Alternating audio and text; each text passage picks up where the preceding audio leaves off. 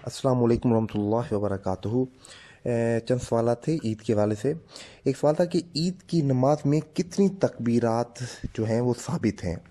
देखें, जामे तिर्मिज़ी, इब्ने माजा और अबू दाऊद की जो है हदीस मौजूद है। अबू दाऊद में जो है नंबर 1151 है कि नबी पाक सल्लल्लाहु अलैहि वसल्लम ने जो है नमाज ईदैन में पहली रकत में किरात जो है करने से पहले 7 मरतबा तकबीरात और दूसरी रकत में जो है किरात से पहले 5 मरतबा तकबीरात कहीं।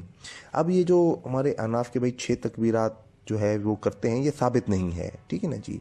और ईदैन की जो है वो जो तकबीर अपना ये जो है तकबीरात हैं, ये 12 तकबीरात ही साबित हैं। अच्छा, अबू दाऊद में 722 नंबर है हदीस। मसनद अहमद में भी ये हदीस मौजूद है। हज़रत इब्ने उमर रज़ियल्लाहु अन्हु फरमाते हैं कि नबी पाक सल्लल्लाहु अलैहि वसल्लम जो है हर उस तकबीर के साथ रफ़ा यदैन करते थे जो वो रुकू से पहले किया करते थे। और इस पे जो है इमाम बहकी अहले सुन्नत के इमाम हैं रहमतुल्लाह अलैह, उन्होंने इससे ये नतीजा निकाला है कि रुकू से पहले जितनी भी तकबीरात आएंगी उन सब में जो है रफ़ा यदैन करना होगा। चाहे नमाज शुरू करते वक्त की तकबीर है, चाहे जनाजे की तकबीरात हैं, चाहे ईद की तकबीरात हैं, इसी तरह से नमाज वितर में की जो तकबीर है दुआ कुनूत से पहले, उस सब में जो है रफ़ा यदैन होगा। इस तरह से सीधा तलावत भी करते हुए तकबीर के साथ रफ़ा यदैन जो है वो करेंगे, क्योंकि वो तुबरानी की सही सनद के साथ रवायत है ना कि रफ़ा यदैन करते हुए हर उंगली के एवज जो है वो 10 नेकियां मिलती हैं।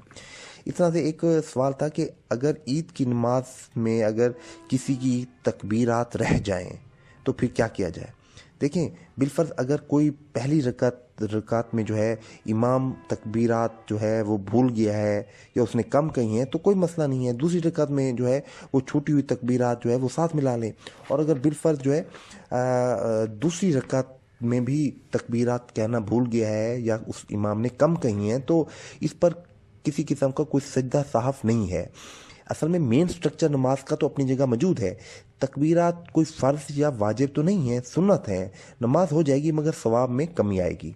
इस तरह से अगर एक रकात जो है गुजरने के बाद अगर कोई जो है नमाजी वो इमाम के साथ आकर मिला है तो फिर ये ईद की नमाज के हवाले से मैं बात कर रहा हूँ, तो फिर उसकी पहली रकत में उसने 7 तकबीरात उसकी रह गई हैं, तो जब इमाम सलाम फेरेगा तो वो नमाजी जब अपनी एक रकात अलहदा पढ़ेगा तो उसमें वो किरात से पहले जो है वो अपनी 7 तकबीरात पूरी कर ले, ठीक है ना जी।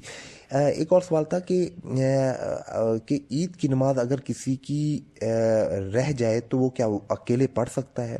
देखें, ईद की नमाज जो है वो सुन्नत मौक़दा है, वाजिब नहीं है, ना फ़र्ज़ है। ये जमात के साथ ही पढ़नी है, अकेले नहीं पढ़ सकते। अगर किसी की रह गई है तो ठीक है। इमाम बुखारी रहमतुल्लाह अलैह जो है वो एक कौल उन्होंने नकल किया है, मगर वो बेसनद कौल है। उसमें है कि अगर किसी की नमाज ईद रह गई हो तो वो 2 नफल पढ़ ले, मगर इसे जो है उम्मत ने एक्सेप्ट नहीं किया। और इजमाई उम्मत यही है कि नमाज ईद जो है जमात ही के साथ है और इसका इक्विवेलेंट और कोई नहीं है।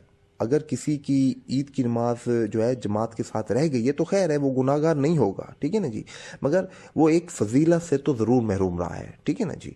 तो ये अल्हम्दुलिल्लाह क्लियर हुए। अल्लाह पाक से अल्लाह पाक हम सबको कुरान और सुन्नत के मुताबिक चलने और उस पर अमल करने की तौफीक अता फरमाए। किसी भी भाई का कोई क्वेश्चन हो, क्यूरी हो तो मुझसे मेरे व्हाट्सएप के नंबर पर रब्ता कर सकता है। अस्सलाम वालेकुम रहमतुल्लाह।